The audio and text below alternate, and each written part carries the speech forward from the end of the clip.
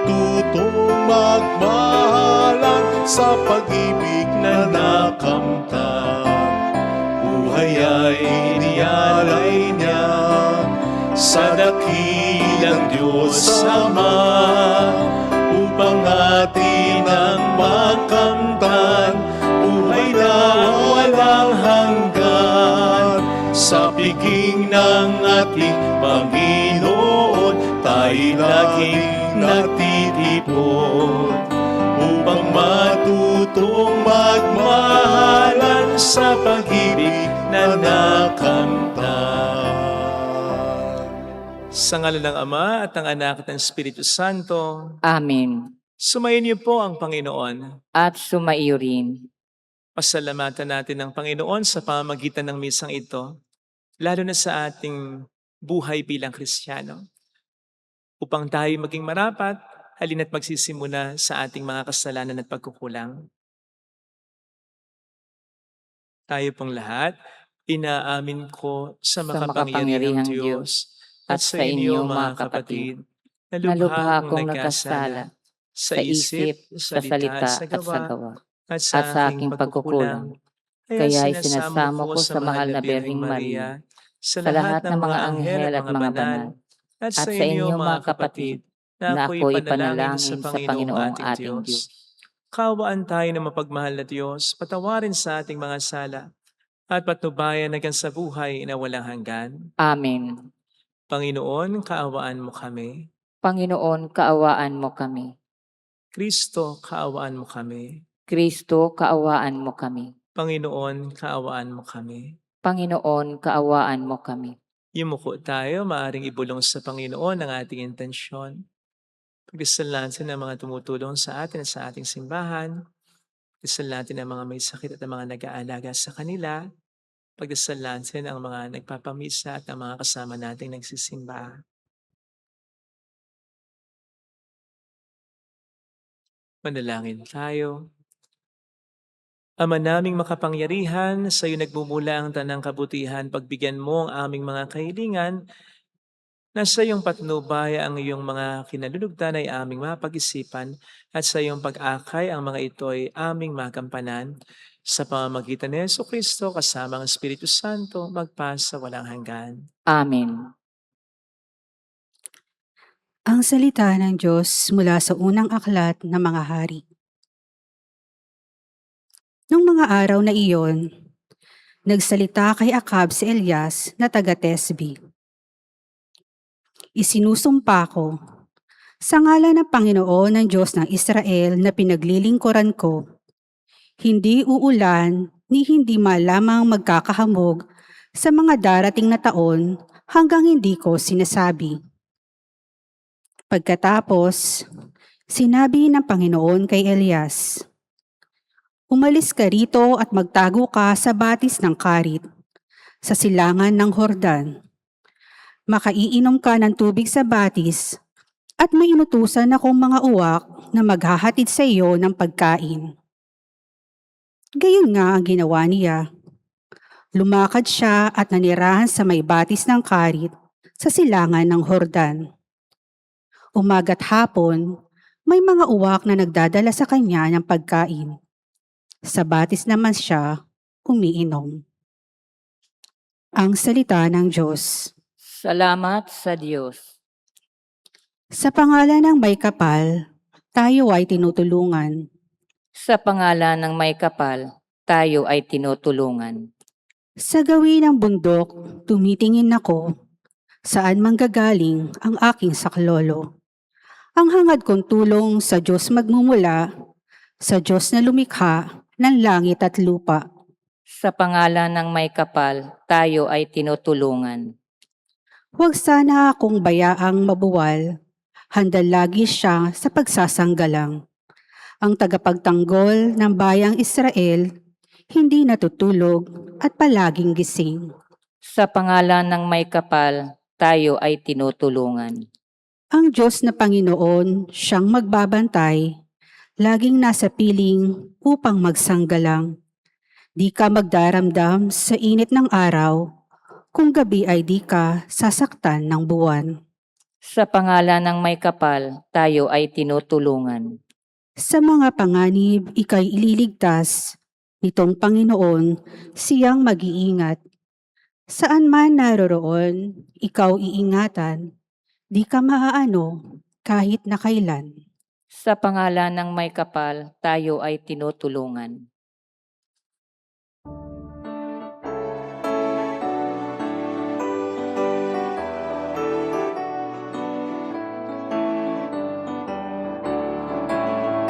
Alleluia, alleluia, alleluia.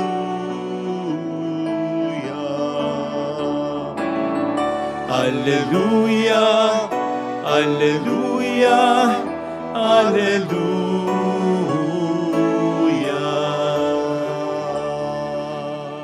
Sumainyo ang Panginoon. At sumaiyo rin. Ang mabuting balita ng Panginoon ayon kay San Mateo. Papuri sa iyo, Panginoon.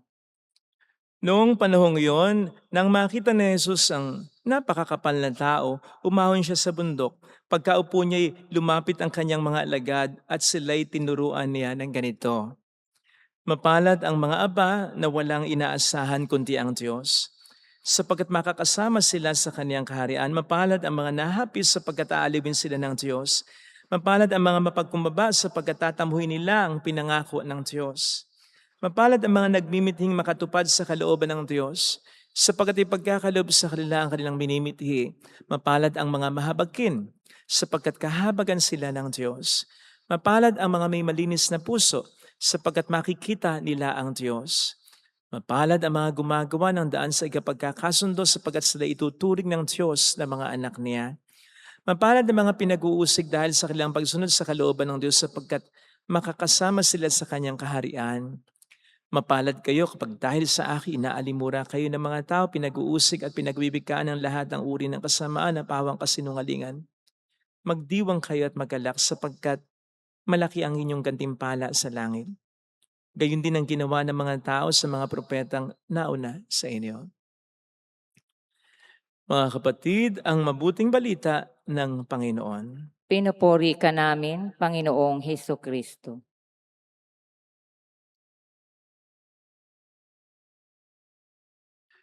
Welcome sa Our Lady of Lasalette Quasay Parish kung saan ayos lang pong umiyak. Samahan tayo ng mahal ay sa pag-iyak at sa pagdarasal upang maging maayos ang lahat. Sa palagay po ba ninyo, blessed kayo? Kailan nga po ba natin nasasabing blessed o pinagpala tayo? Aminin man natin o sa hindi, madalas pag sinabing blessing, ito ay pera para sa atin, material na bagay, kaginhawahan, tagumpay ng buhay. Kaya kapag mayroon tayong nakikita mga taong nakaluluwag-luwag sa buhay, maganda ang takbo ng karir, trabaho, negosyo, maayos ang kalusugan, maayos ang pamilya, sinasabi o inisip natin blessed sila. Minsan may halong inggit pa, lalo pat wala tayo nung iniisip nating blessing nila. Pero yun po ba ay tama talaga? In the first place, paano yung mga taong wala ng mga blessings na yan? Lalong-lalo na dito sa Pilipinas na marami ang salat sa kaginhawahan o kaayusan ng buhay na nagiging dahilan upang ang pamilya ay magkalayo-layo pa at magkahiwalay. Hindi na ba sila blessed? Hindi na ba sila pwedeng ma-bless? Don't get it wrong. Blessing talaga yung mga nasabi nating mga bagay na yan, ha? Blessing yan, walang duda. Pero ang blessing ay hindi lamang yan. In fact, hindi na mga blessings na madalas i-highlight sa banal na kasulatan tulad na lamang sa ating mga pagbasa ngayong napakinggan. Narinig po natin sa ating mabuting balita ang para sa Panginoon ay mga pinagpala. Sila yung mga mapalad daw dahil sila yung mga aba, mga nahapis, mga mapagkumbaba, mga mahabagin, mga may malinis na puso. Na kung tutuusin, hindi ito yung mga blessings na normally, usually iniisip natin. Marami pa nga dito ay parang kabaligtaran ng mga blessing na kinukonsider natin. So, paano yan? Sinong mas paniniwalaan natin? Tayo na nangihingi lamang ng blessing o ang Diyos na siyang nagbibigay ng blessing? Mahalaga pong masagot natin ang tanong na ito sapagkat madalas ito ang nagiging dahilan para ma-disappoint tayo kapag hindi binibigay ng Panginoon yung mga blessing na kino-consider nating biyayang kailangan natin. Tapos makikita pa natin sa iba yung mga blessing na hinihingi natin.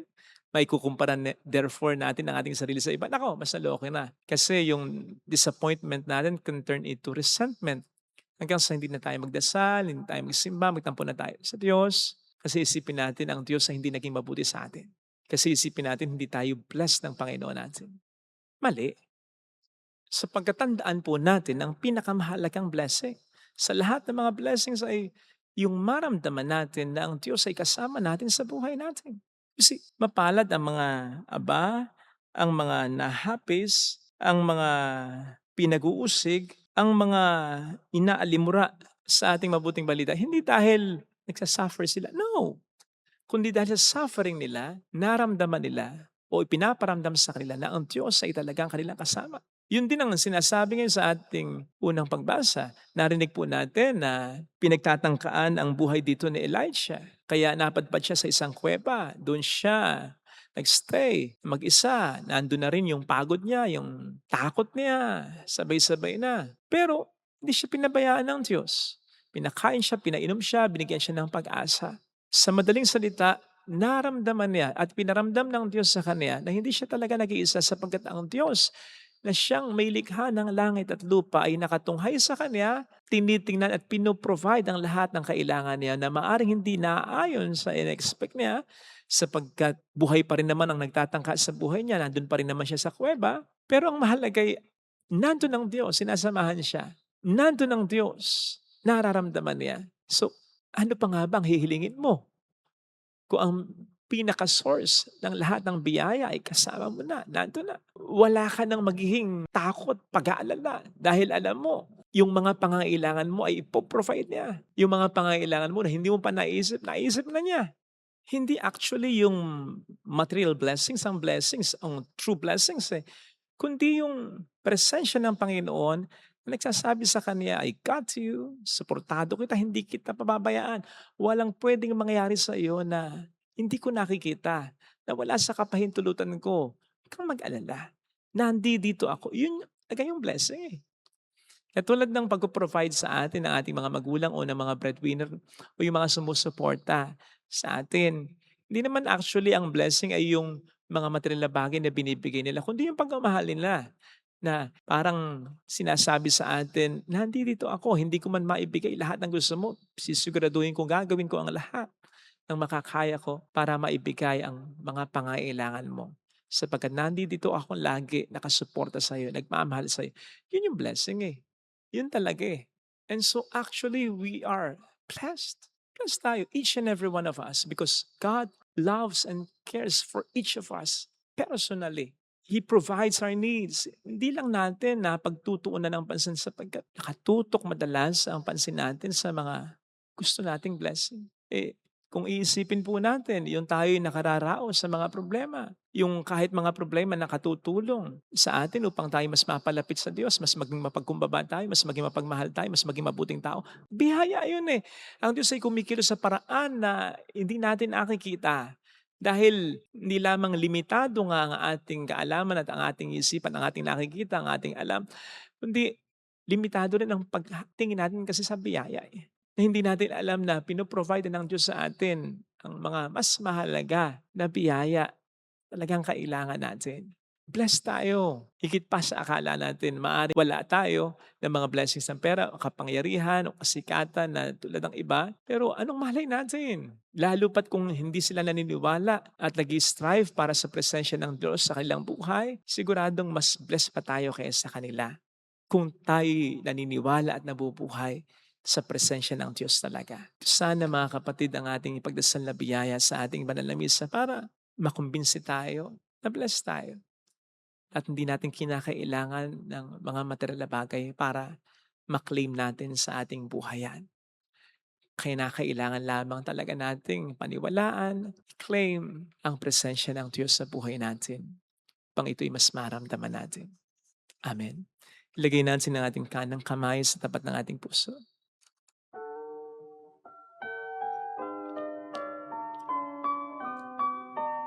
Alam kong may magagawa ang Diyos. Alam kong may magagawa ang Diyos. ang Diyos. Alam kong may magagawa ang Diyos. Alam kong Walang imposible may sa Kanya. magagawa ang Diyos. Kung ako'y magtatapat, Kung ako'y magtatapat sa Kanya'y maglilingkod, sa Kanya'y maglilingkod. alam kong may magagawa ang Diyos. Kung may magagawa ang Diyos. Alam kong diringgin ng Diyos ang samo ko, Alam kong sapagkat anak niya ako. diringgin ng Diyos ang samo ko. Alam kong diringgin ng Diyos ang samo ko, Alam kong diringgin ng Diyos sapagkat alam niya ang pinagdaraan, alam niya ang kalagayan ng buhay. Kung ako'y magtatapat, Kung ako'y magtatapat sa Kanya'y maglilingkod, sa Kanya'y maglilingkod. alam kong diringgin ng Diyos ang samo ko. Diringgin ng Diyos Pumikit tayo. ang samo ko. Panginoon, tulungan mo kong maramdaman ang presensya mo sa buhay ko, upang hindi na ako maghanap ng kung ano at kung sino na magpupuno sa akin, na magpaparamdam sa akin na I'm truly blessed.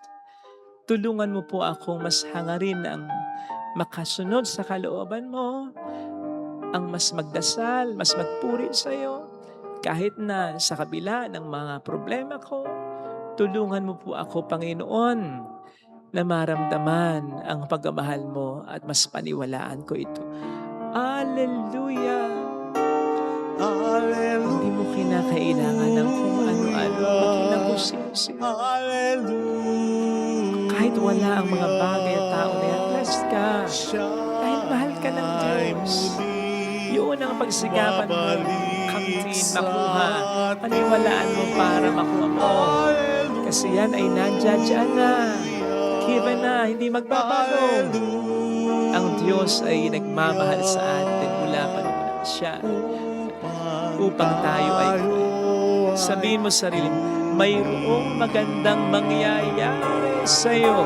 Higit pa sa inaasahan mo sapagkat mahal ka ng Diyos, pakatandaan.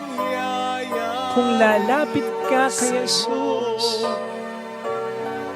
maaaring matagal, maaaring maging mahirap, pero magiging maayos din ang lahat. Hindi mo kinakailangang magmakaawa sa Diyos para maramdaman ang pagmamahal niya.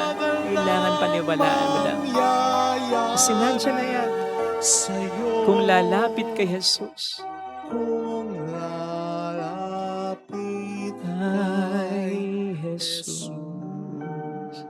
Papuri sa Ama, sa Anak, at sa Espiritu Santo. Para na sa unang-una, ngayon at magpakailanman, magpasa walang hanggan. Amen. Pag-aalay.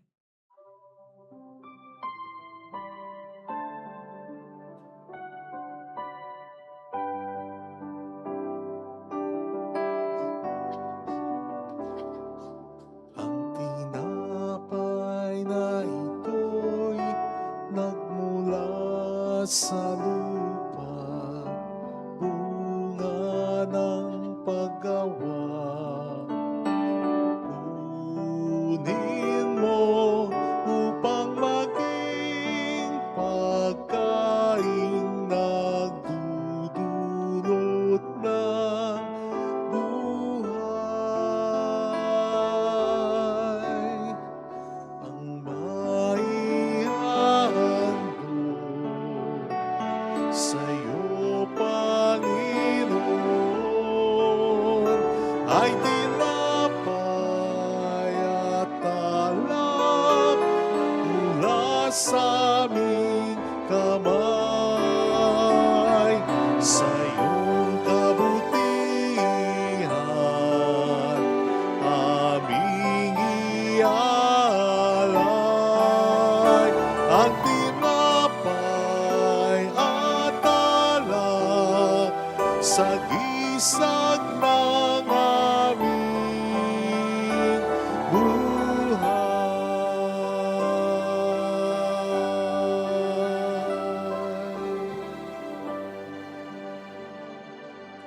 Manalangin tayo, pang ating handog ay maging kalugod-lugod sa Diyos Amang makapangyarihan. Tanggapin nawa ng Panginoon itong paghahain sa iyong mga kamay, sa kapurihan niya at karangalan, sa ating kapakinabangan at sa buong sambayanan niyang banal. Ama naming lumikha, tunghayan mo at kalugdan ang paglilingkod na aming ginagampanan upang ang aming inihahain ay iyong marapatin at ang aming pag-ibig ay iyong pag-alabin. Sa pamamagitan ni Heso Kristo, kasama ang Espiritu Santo magpasa walang hanggan. Amen. Sumainyo ang Panginoon. At sumaiyo rin. Itaas sa Diyos ang inyong puso at diwa. Itinaas na namin sa Panginoon. Pasalamatan ng ating Panginoong Diyos. Marapat na siya ay pasalamatan. Ama naming makapangyarihan, tunay ngang marapat na ikaw ay aming pasalamatan sa pamamagitan ni Heso Kristo na aming Panginoon.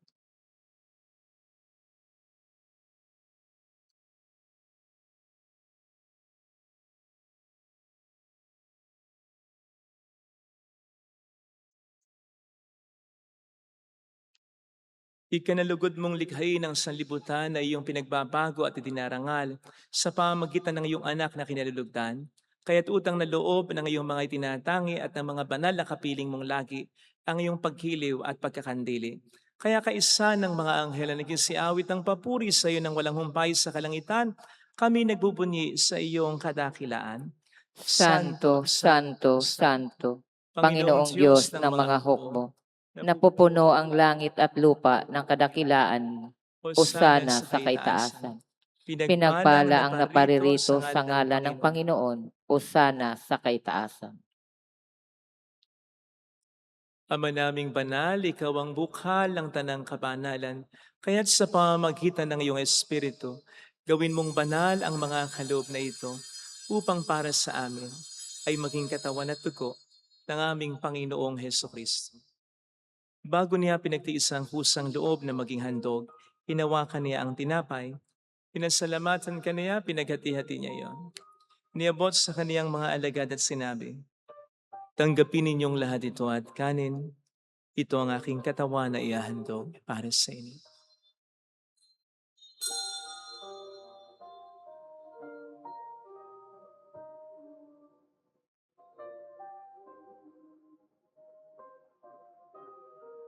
Gayun din naman nang matapos ang hapunan, hinawakan niya ang kalis, muli kaniyang pinasalamatan. Iniabot niya ang kalis sa kaniyang mga alagad at sinabi, tanggapin ninyong lahat ito at inumin. Ito ang kalis ng aking dugo ng bago't walang hanggang tipan. Ang aking dugo na ibubuhos para sa inyo at para sa lahat sa ikapagpatawad ng mga kasalanan. Gawin niyo ito sa pag-alala sa akin.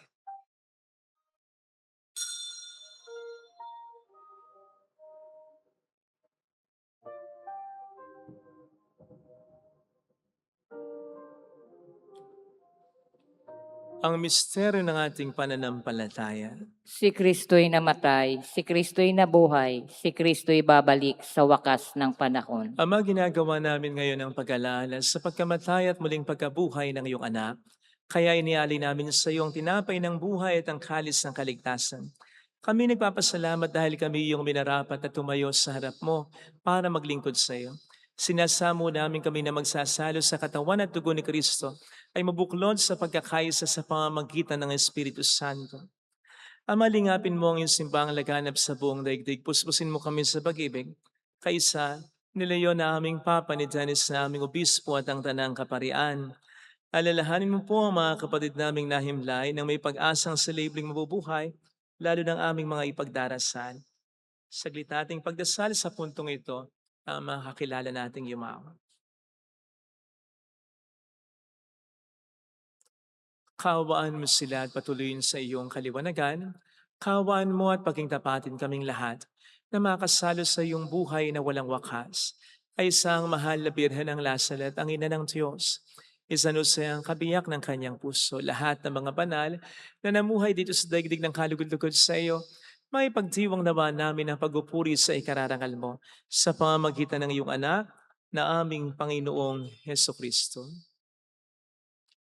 Sa pamamagitan ni Kristo, kasama niya sa Kanya, ang lahat ng parangal papuri ay sa iyo, Diyos amang makapangyarihan, kasama ng Espiritu Santo, magpasawalang hanggan.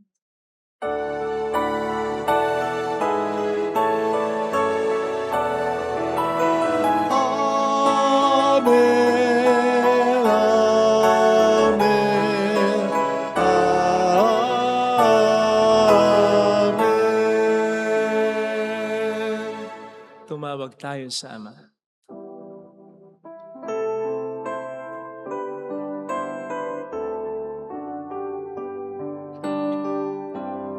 Ama namin, sumasalangit ka, sambahin ang ngalan mo, mapasa amin ang kaharian mo, sundin ang loob mo dito sa lupa para ng sa langit. Bigyan mo kami ngayon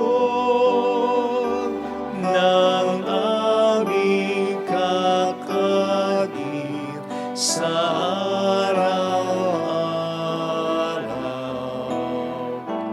At patawarin mo kami sa aming mga sala, para ng pagpapatawad namin sa nagkakasala sa amin.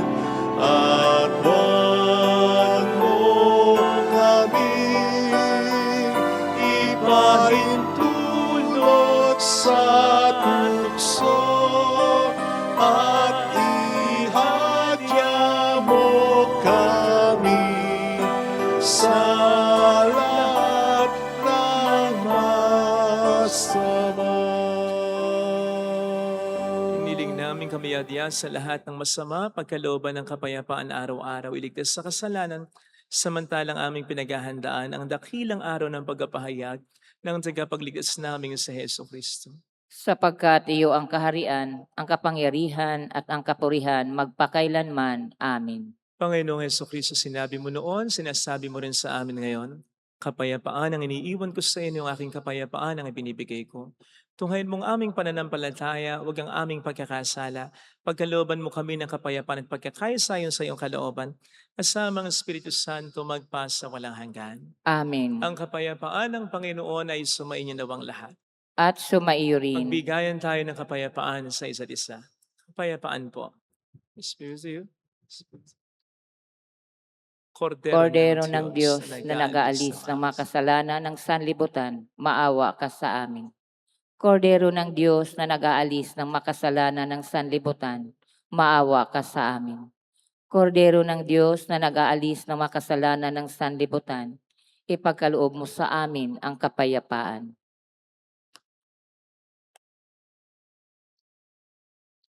Narito sa harap natin ng Panginoon ang ating buhay at kaligtasan, mapapalad tayong inaanyayahan. Panginoon, hindi ako karapat-dapat na magpatuloy sa iyo.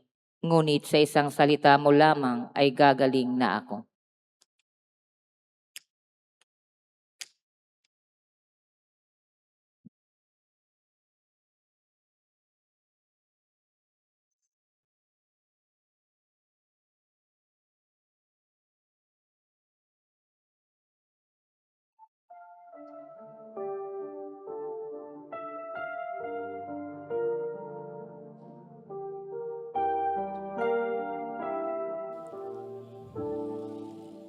Panalangin para sa espiritual na pakikinabang. Panginoong Hesus, ako ay naniniwala na ikaw ay nasa kabanal-banalang sakramento. Iniibig kita ng higit sa lahat at ninanasa kong tanggapin ka sa aking kaluluwa. Sapagkat sa mga sandaling ito, hindi kita matatanggap sa sakramento. Tumuloy ka sa espiritu sa aking puso. Niyayakap kita na para bang naririto ka na. Inaalay ko ng buong buo ang aking sarili sa iyo. Huwag mong hayaang mawalay ako sa iyo. Amen. Ngunit sa salita mo ay gagaling na ako.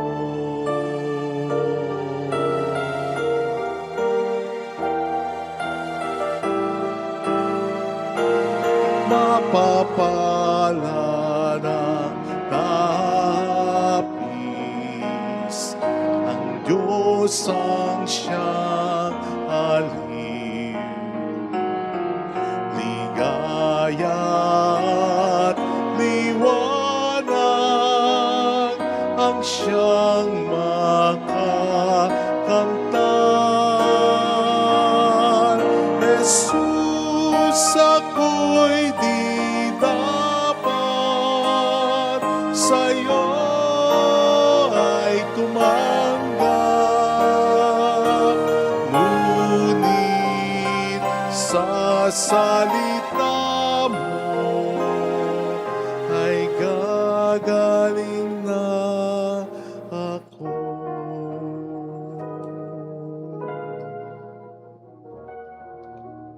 Manalangin tayo.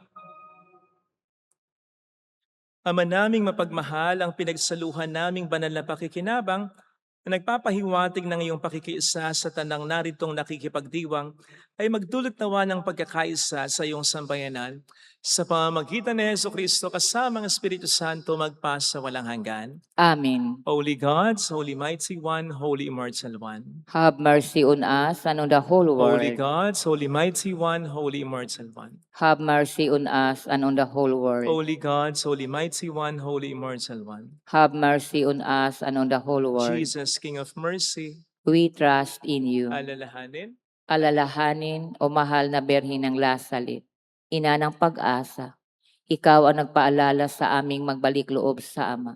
Ito ang nagpapatunay na ang kagandahang loob mo niya natiling busila. Sa pag-aaruga mo sa amin, tungkulin mo itinupad. Sa paanan ni Kristo itinuring mo kaming mga tunay mong anak. Kaya ninais mong ni Isay huwag mapahamak. Maging sa iyong walang tigil na pananalangin, pati luhay pumatak. Huwag naman mawala ng saysay ang iyong paghihirap. Hiling nawa namin sa iyo, o aming inang Lia, na matapos ang pakikibaka namin sa mundog ito, at sa pananatili naming tapat kay Kristo, sa kapurihan mo'y makibahagi kaming ganap, upang kung nasaan ka ngayon, ay maparoon din kaming lahat. At ang kaganapan ng kaluwalhatian ng Diyos Amay, tuluyang matupad siya nawa. mahal na Birhen ng Lasalet, tagapagkasundo ng mga makasalanan. Ipanalangin mong walang patid kaming mga dumudulog sa iyo. Marami pong salamat sa inyong pakikisa sa mga tulong na binibigay po ninyo sa aming simbahan. Nagiging dahilan para marami po tayong matulungan. Nasa patuloy po tayong pagkapatayo ng ating pang-5 at pang-6 na chapel dahil po yun sa inyo. Salamat po sa tiwala ninyo. Salamat din dahil po sa inyo nakatutulong din po tayo sa simbahan in general, sa pangkalahatan, at gayon din sa mga partikular na mga simbahan, iba't ibang mga parishes at institutions gaya ng mga bahay ampunan at individuals na lumalapit sa atin. Thank you. Salamat po sa tiwala ninyo. Sumayin niyo ang Panginoon. At sumaiyo rin. Palayan kayo kasama ang ating pamilya na mapagmahal na Diyos ng Ama at ng Anak ng Espiritu Santo. Amen. Mayo tayo sa pagmamahal ni Kristo. Salamat sa Diyos. din.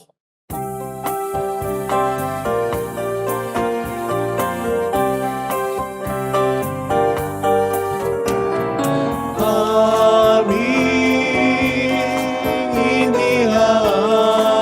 inihalay ang pag-ibig na walang kapantay. Okay, sarap mabuhay kung may nagmamahal, pagmamahal na tunay at laging dalisay. Ang birhen kong umibig ay walang sintamis, pagsintang saktalinis sa iyo hanggang langit. O Birhen, Birheng sa awit at sa dasal.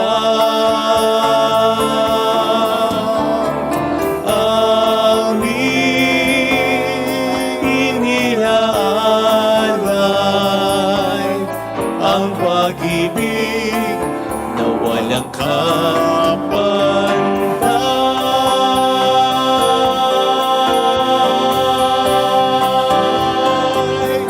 Thank you. Amen. Salamat po sa inyo.